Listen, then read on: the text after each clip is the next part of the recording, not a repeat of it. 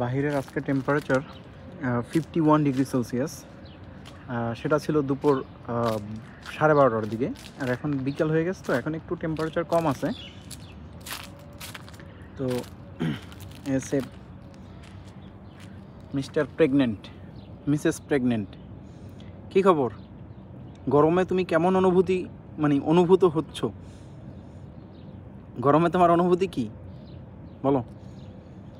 এই মিস্টার, এই যে মিসেস, গরমে তোমার অনুভূতি কি একটু যদি বলতা, কেমন লাগতেছে?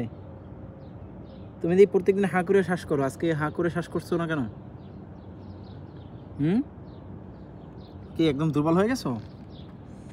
দেখি তোমার দুর্বলতার মাত্রাটা কেমন। বেশি দুর্বল হয়ে গেছো গরমে? তো এসি রুম রেখে তুমি এখানে আসছো কেন?